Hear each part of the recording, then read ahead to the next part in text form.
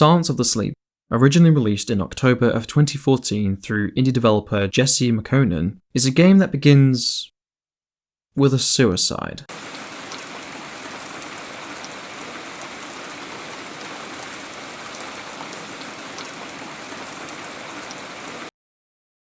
Presented through what effectively constitutes as an amalgamation of your typical adventure game mechanics with heavy inclusion of horror elements, the game's very next step is one that's been seen countless times before in fiction.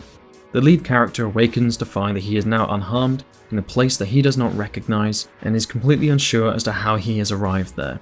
It is now up to you, the player, to guide him from A to B, solve the mystery of his predicament, and learn the truth of what really drove this character to breaking point. As already noted, much of the gameplay of Silence of the Sleep is presented through mechanics that would pepper any number of your classic adventure games. You proceed throughout the game avoiding danger that you cannot attempt to physically overcome, solve puzzles that are either a practical obstruction or require deceiving others that you may come across to find a solution, and engage in story-driven conversations with a fair variety of characters that you will find offer far more questions than actual answers. Truth be told, most of the game's interactivity centers on puzzle solving, and it's to the game's credit that the majority of these puzzles are actually quite imaginative. Without giving too much away before spoilers, and there are a lot of those that can be unintentionally offered due to the game's narrative, Silence of the Sleep easily features some of the best adventure game puzzles I've ever seen within the genre, one of which requires the repeated use of a master key. For those unaware of what this device actually is, a master key incorporates multiple key alignments of the same series of locks, allowing the user to adjust these as needed to unlock any that would fall within the master key's capabilities. To clarify, this isn't a one-size-fits-all situation. Every time the player needs to use this item, you will need to repeatedly adjust the key's configuration until out of sheer blind luck you find success. Now, to some, this could be seen as quite a frustrating little puzzle, as really the only thing keeping you from progressing is nothing short of success through repeated failure, and these failures are only further compounded when you fall prey to the dangers of your surroundings.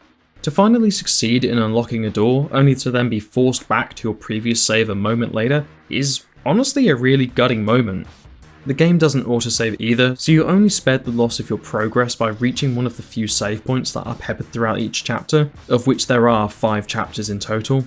But when you do eventually get through and reach that save point, especially after a particularly troublesome puzzle, most of these moments offer a small, brief wave of achievement that feels really earned, especially when presented during a moment of the game that can be, and there's really no other way of putting it, honestly quite intense. You've probably noticed this by now, but visually, Silence of the Sleep is nothing short of a beautiful experience. The use of environmental design, particularly throughout the first 2 chapters, is extremely reminiscent of Silent Hill's earliest incarnations, depicted through rich uses of colour and lighting, which only further emphasises the complete lack of any true detail afforded to the main character, who, in stark contrast with the game's wonderful art style, is instead modelled with a simple silhouette. Sure, you can glimpse the character through the dialogue boxes that pop up, but even these are barely detailed when compared to the character's surroundings, which, to bring this little tangent full circle, is precisely half of what makes the game's horror aspects so extraordinarily compelling at times. As for the other half, that would be the sound design.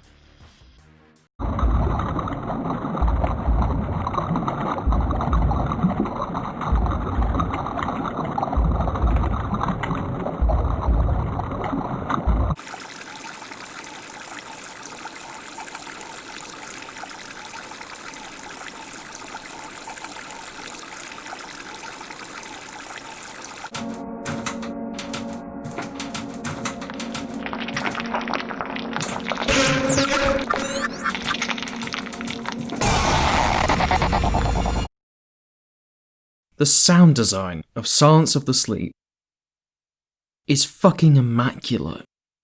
There were so many moments throughout this game where I couldn't help but just stop and take 30 seconds to relish in the fantastic use of sound that this game offers. The dangers of the game are presented with such appropriately gruesome noises and howls that some of these could very easily crawl under your skin and stick around for far longer than you'd expect a 2D adventure-styled horror game to be capable of. As for the previously mentioned environments, these are often further embellished with similarly charming sounds and textures. These are places that feel real and come to life with an attention to detail that is sorely lacking in so many other titles. And to continue down this little rabbit hole, the same could easily be said in regards to the music of the game, most of which is really effective in emphasizing the game's overall melancholy atmosphere.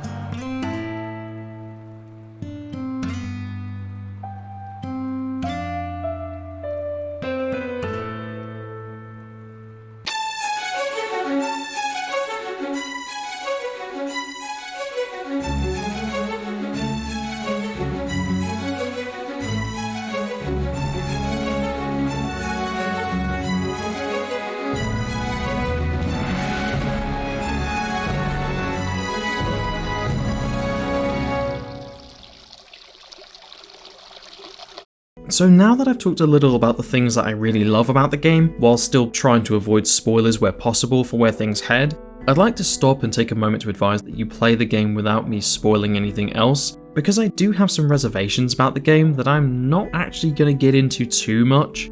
I usually cover the story of most games I review in reasonable detail, and I'm going to touch on it a little, but not nearly to the same level of detail that I would normally.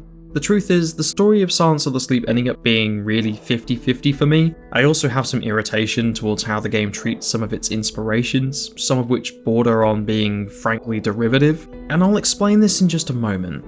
But before I do, I also want to emphasize a point that I can't help but feel is extremely notable. This entire game was made by one person. One person's vision over the course of a year and a half. The art, the music, the programming, all of it. One person made this entire experience happen, and it's precisely for this reason that I can't help but feel a huge level of respect for the developer. I don't want to prevent any potential newcomers to the game due to my own personal feelings regarding the story, so I want to instead encourage anyone watching this that if you've liked what you've seen so far, go play the game, because it might be worth it for you. If you're sticking around, we're in spoiler territory now.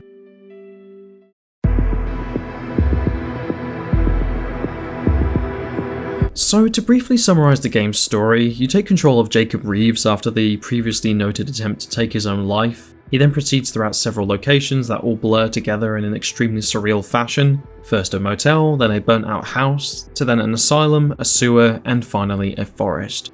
And once again, each and every environment that you come across has been rendered beautifully. As for Jacob himself, although confused by his surroundings and suffers several strong hunches as to have done something terrible in a past that he cannot remember, his motivations are simple. He wants out. Be it the motel or the asylum or any other location, Jacob is always in a state of longing for escape. He even notes towards the end of the game that the experience has been comparable to a personal hell. And the game's dangers are a key contributor to that. Jacob is continuously at risk of unexplained monsters that stalk these environments, killing Jacob immediately if the player fails to avoid them. To offer the player tools in escaping these horrors, there are multiple gameplay mechanics to warn Jacob that a monster is drawing near, such as listening, peeking, or Jacob himself describing to the player what he sees, and these are all implemented in a manner that is quite effective. It was always a tense 15 to 30 seconds waiting for whatever is lurking around the corner to pass on, although it could be argued that by the fourth and final chapter, the effect was really starting to lose its impact. And there's a simple reason for this. In spite of so many positives, Silence of the Sleep is an experience that feels overlong, and it really dilutes the effectiveness of what begins as a truly scary experience. The third chapter of the game easily being the most guilty for this.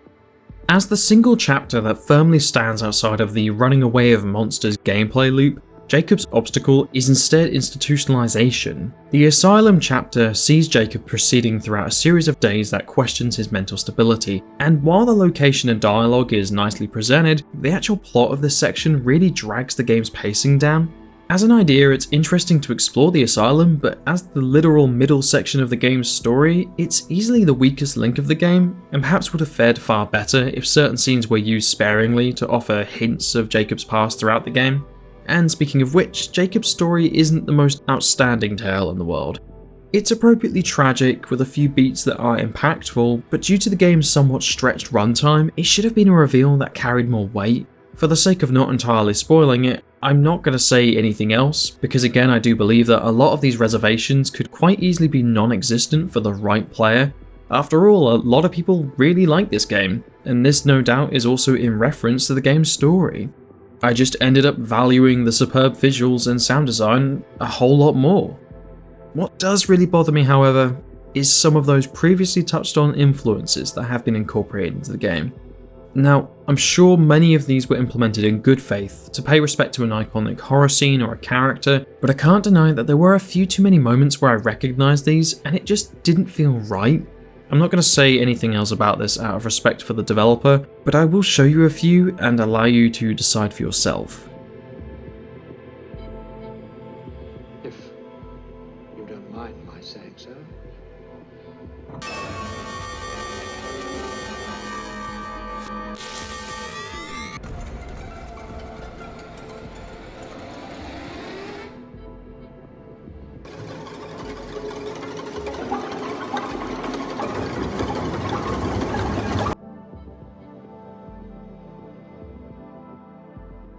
So for my usual format, this feels like a really short video by comparison to others, even if it's not my shortest by any means. I can't deny that my final impression of Silence of the Sleep was a mixture of adoration and frustration, two emotions that don't really play nicely with each other.